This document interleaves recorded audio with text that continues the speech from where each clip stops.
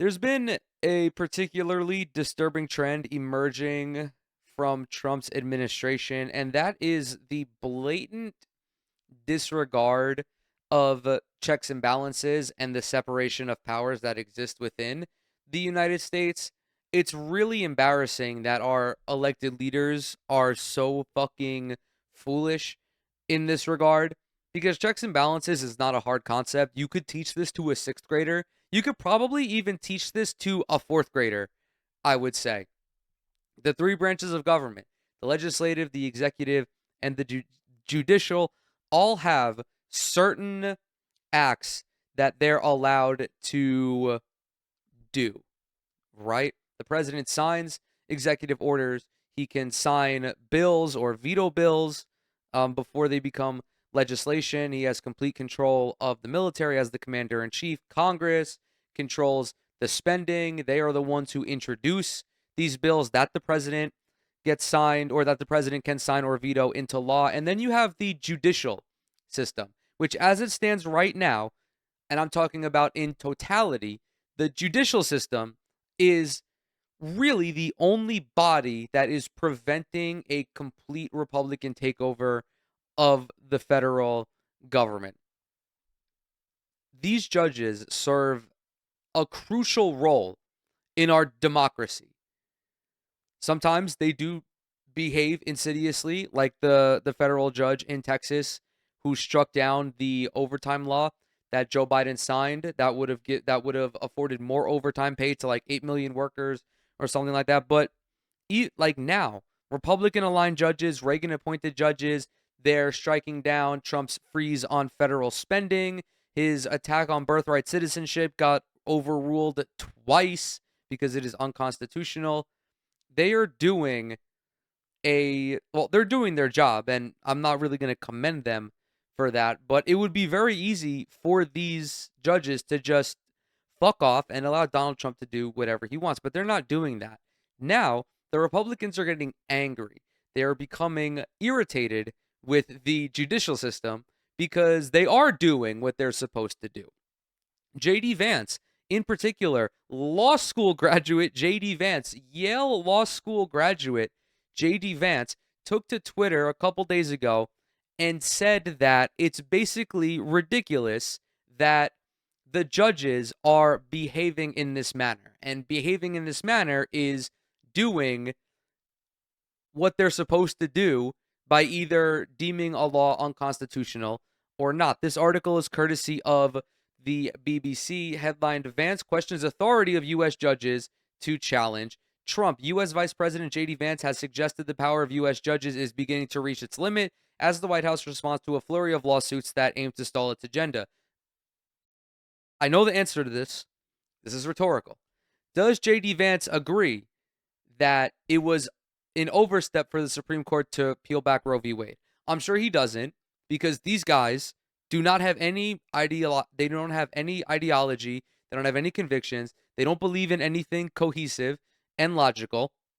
He thinks it's great that they overturned Roe v. Wade, even though the legal consensus was that Roe v. Wade was a super precedent that had no business being repealed because it had been on the books for so long. There was respect for this ruling.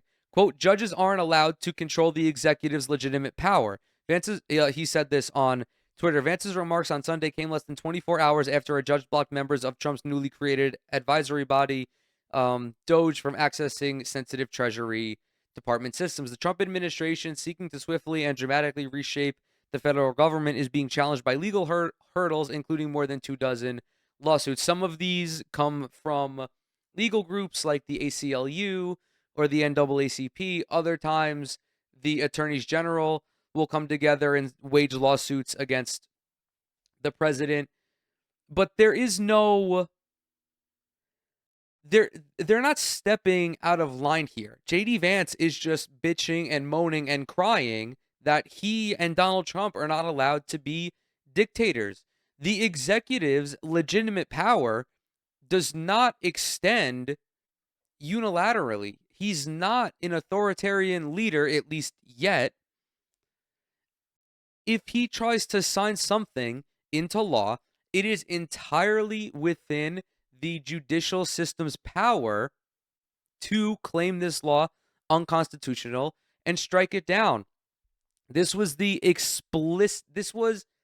explicitly designed by the founding fathers. It is a crucial piece of American governance. Alexander Hamilton, George Washington, they understood that having an unbiased third party to keep the other branches in check, even though the Supreme Court might not be so unbiased now, is crucial to preventing someone becoming a monarch. That was their fear back then. They fought a revolution to get out of monarchy control. They feared monarchism more so than authoritarianism, but it's virtually the same thing.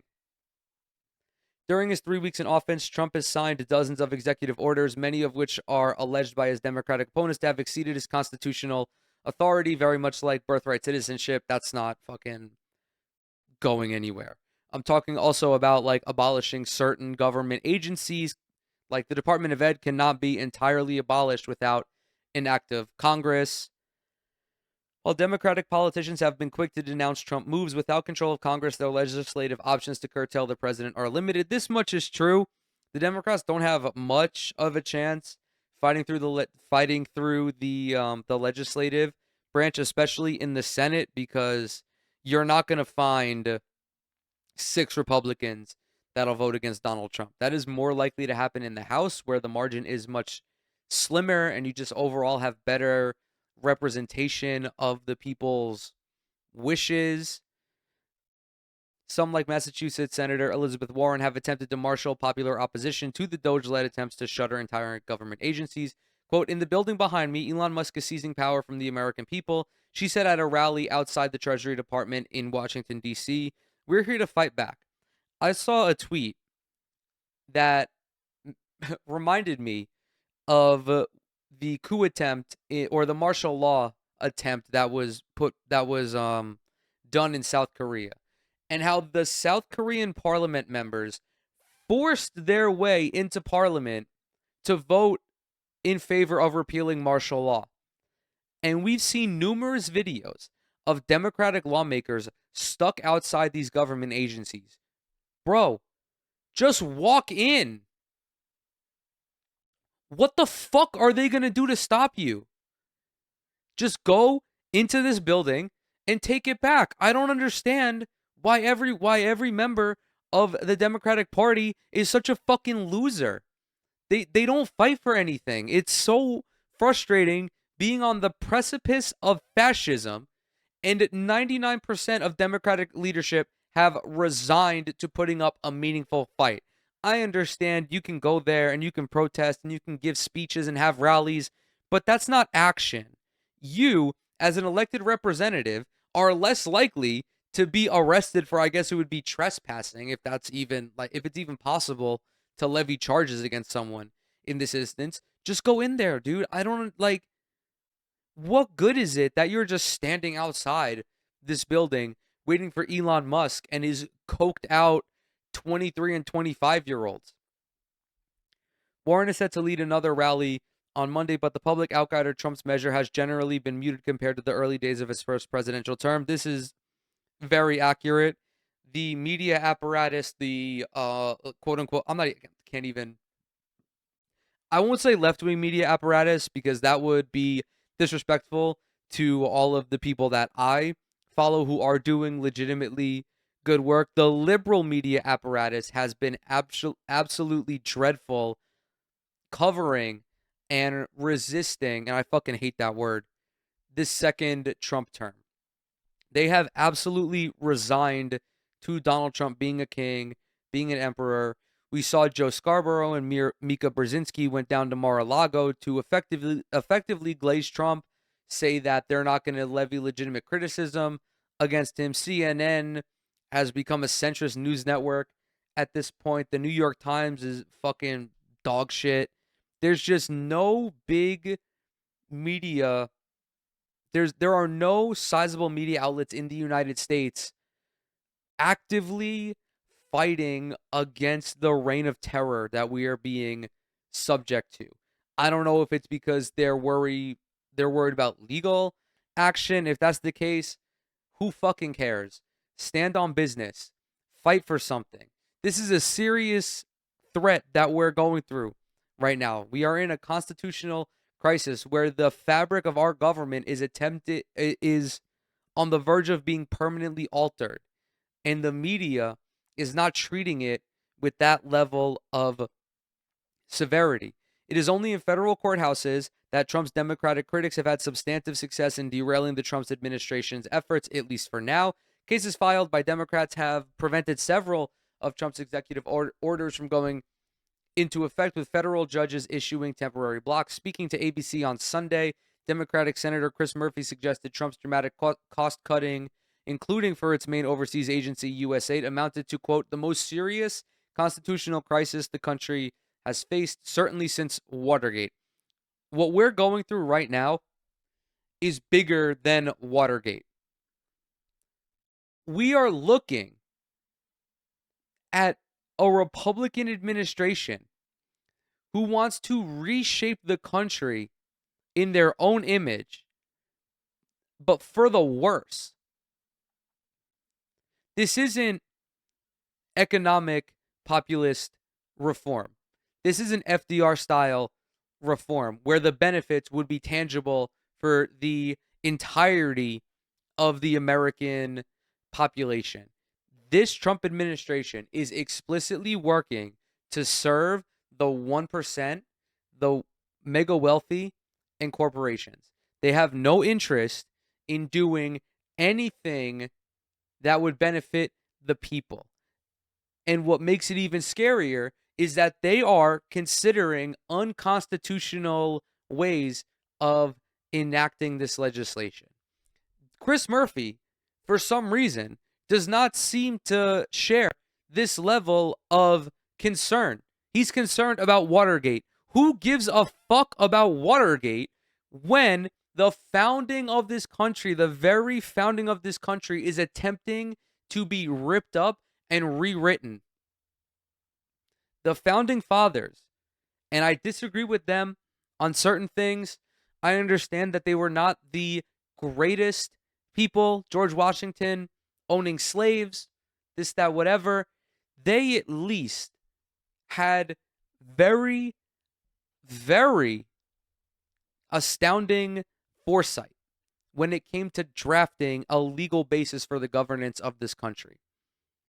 Even all the issues I have with the Constitution, my biggest one is that it hasn't been amended since, or it hasn't been modernized, I should say, to include like healthcare being a human right. I'm largely talking about FDR's second Bill of Rights that guaranteed, a livable wage, a comfortable life to all Americans. That's my concern. That's my biggest beef with the Constitution. But the Republican Party wants to throw that out the window and enact Project 2025 as the new Constitution. On Saturday, a judge blocked Doge personnel led by tech billionaire Elon Musk from accessing sensitive Treasury payment systems and people's data after 19 state attorneys general sued the administration. Among the other Trump actions being challenged in court cases are ending birthright citizenship, migrant transfers to Guantanamo Bay, the establishment of Doge, offering federal workers a buyout incentive, housing of transgender inmates, ban on transgender individuals serving in the military, ban on DEIA initiatives in the executive branch, removal of independent agency leaders.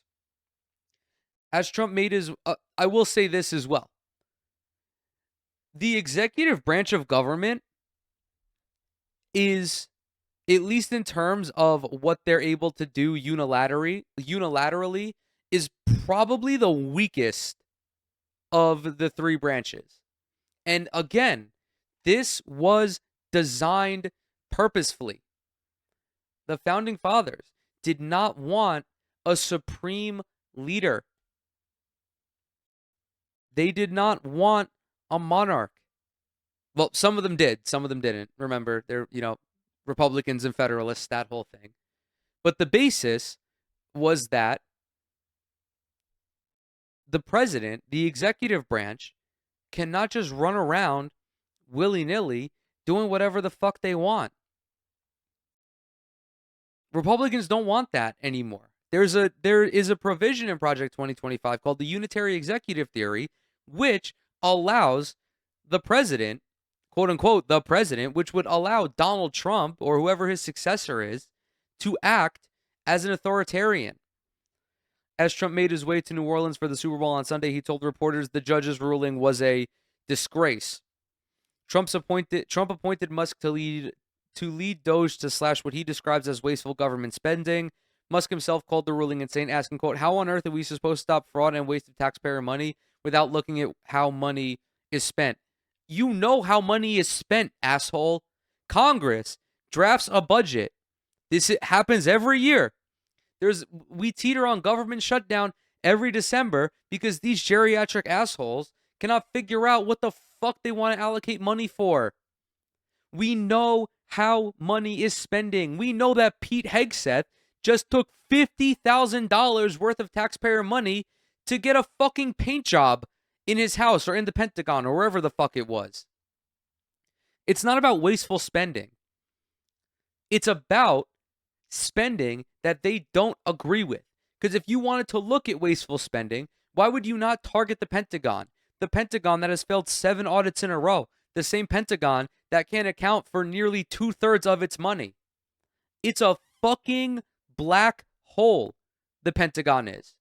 But no, they want to go after USAID and they want to fucking rework Social Security and Medicare, and they want to go after the NIH. They think cancer research is wasteful spending. In Vance's social media post, he cited other types of decision-making by the executive branch that he suggested were outside the scope of the court's legal purview. If a judge tried to tell a general how to conduct a military operation, that would be illegal. If a judge tried to command the attorney general in how to use her discretion as a prosecutor, that's also illegal. You're not making a point. Telling the president conducting a military operation oh my God, it's part of his power.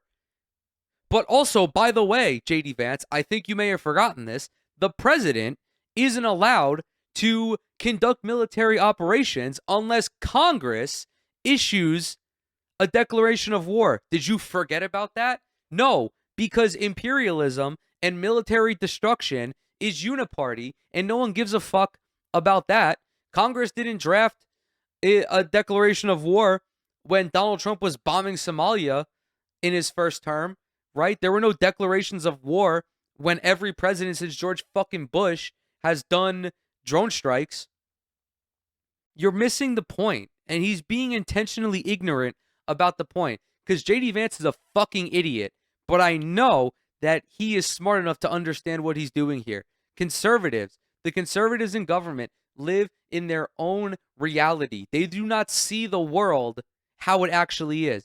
They see the world how they want to see it. Liz Cheney, a former Republican representative who campaigned in the presidential election for Trump, snapped back at Vance, quote, if you believe any of the multiple federal courts that have ruled against you so far or are exceeding their statutory or constitutional authority, your recourse is to appeal.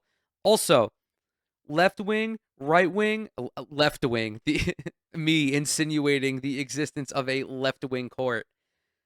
Republican judges, liberal justices, and centrist justices have all struck down Trump's executive orders.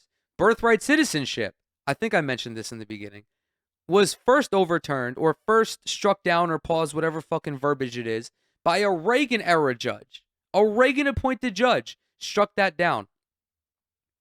A good lawyer, a judge that actually has a moral compass, may disagree with policy, but at least they have enough self-respect that they do their job how they were entrusted to do it. They are a federal employee, and being a federal employee means that you are supposed to work on behalf of the people.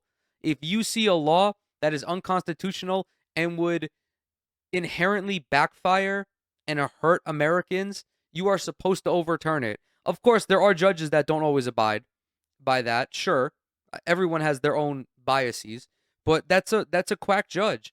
If you're allowing your own political biases to impact your decisions, you are ill suited to sit on the bench. And it's a shame that we have a Supreme Court supermajority who, if a case reaches them, will side with Trump. You don't get to rage quit the republic just because you're losing. That's tyranny, Liz Cheney continued. The case against Doge's access to the Treasury was filed in federal court in New York City. It alleges the Trump administration violated federal law by allowing Musk's team access to the department's central payment system. The payment system handles tax returns and Social Security benefits and contains a vast network of Americans' personnel and financial data. Remember when we had a whole nationwide discussion about the Chinese government gaining access to your personal information, and that was the lead justification for TikTok being banned? Well, we have something that is infinitely worse, and that is Elon Musk, the wealthiest man in the world, who has a crippling ketamine addiction, now gaining access to everybody's sensitive data.